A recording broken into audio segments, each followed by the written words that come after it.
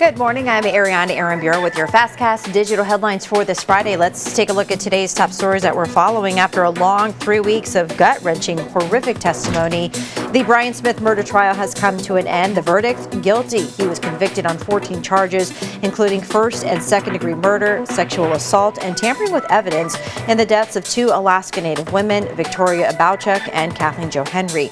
This trial brought to light horrific footage of a woman being beaten and strangled to death. Since Smith was found to have tortured Henry, his sentence carries a mandatory minimum of 99 years in prison. Sentencing is expected in July. Anchorage police are covering more ground in an effort to expand its presence downtown. The goal is to combat crime in the area. This after Mayor Dave Bronson asked the department to increase regular foot patrol efforts to target crimes like theft and vandalism.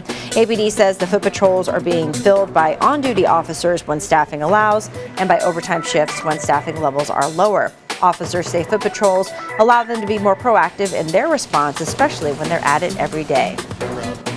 In a late-night vote, a compromise bill on school funding finally passed from Juneau. The resolution now moves to the Senate. It includes a significant raise in student funding and brings back some of the governor's priorities like teacher bonuses and money for charter schools. By a vote of 38-2, House lawmakers passed what some are calling the single largest increase to K-12 education funding in decades. This comes after two failed votes, days of negotiations, and what the House Speaker called difficult conversations. The big news, a $680 increase to per student funding increase, known as the base student allocation, and $40 million in grants to improve rural school internet access and speed. That this bill does not have everything that I want, but it does do a lot of good. To a certain extent, we have lost the ability to compromise. The original bill was a good compromise. This is not so good a compromise.